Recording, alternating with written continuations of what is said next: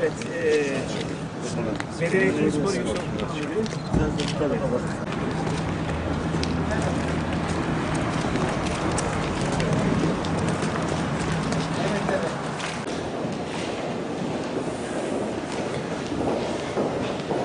Çok naziksiniz.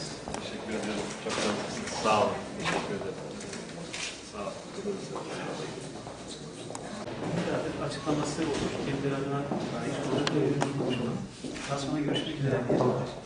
Sırasında zaten düşüncelerimi söyleyeceğim isterseniz. Zaten o da bir yarım saat, bir saat Şimdi sonra. yazsak ancak haberi yetişse o zaman yetişmez. Yok hemen. Geç.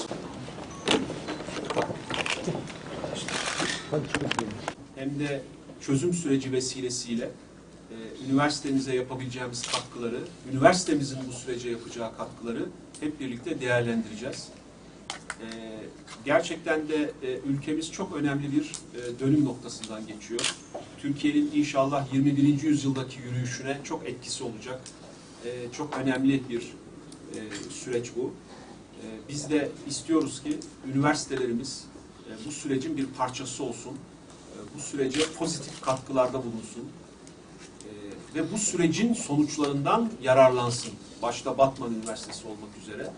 İşte bunun nasıl olabileceği, nasıl olması gerektiği konusunda da ben istiyorum ki öğretim üyesi arkadaşlarımızla da, öğrenci arkadaşlarımızla da bu bölgelerdeki üniversitelerimizle birebir istişarelerde bulunalım, temas kuralım ve hep birlikte bugünü ve geleceğimizi tartışalım.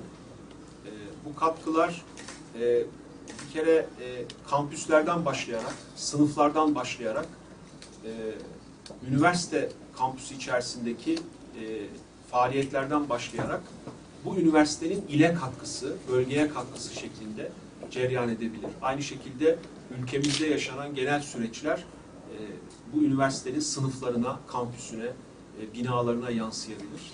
Çok geniş bir çerçeve tabii. İnşallah bugün hep birlikte bunları konuşacağız. Çözüm süreci başarıyla sonuçlandıktan sonra bu üniversitelerimizi nasıl daha ileriye götüreceğimizi, müthiş potansiyelleri nasıl daha ileriye taşıyacağımızı da bu arada gözden geçireceğiz. Bu sene çözüm süreciyle paralel gidiyor ve hem üniversitelerimizi yerinde tanırken, onların sorunlarını tartışırken bir yandan da çözüm sürecine nasıl destek olabiliriz, çözüm sürecine nasıl katkıda bulunabiliriz tartışmasını ve istişarelerini de birlikte götürüyoruz. 5 Nisan'da Elazığ'da başladı bu yürüyüşümüz, yolculuğumuz. Çok farklı aşamalardan geçti. Şimdi inşallah burada bir hafta boyunca da Batman'dan başlayarak Siirt, Şırnak, Hakkari ve Cuma günü de Diyarbakır'da Dicle Üniversitemizde birinci aşaması sonuçlanacak. İkinci aşaması da Haziran'ın ilk haftasında Van'dan başlayarak devam edecek. İnşallah 6 Haziran'da bütün YÖK Genel Kurulu üyeleri olarak Van 100. Yıl Üniversitemize gideceğiz. Orada genel kurul toplantımızı yapacağız. Üniversite yetkilileriyle ve senato üyeleriyle, öğretim üyeleriyle bir araya geleceğiz. Hem de YÖK Genel Kurulu olarak orada çözüm sürecine desteğimizi açıklayacağız. Hem de Van Üniversitemiz başta olmak üzere diğer üniversitelerle de istişarelerde bulunacağız.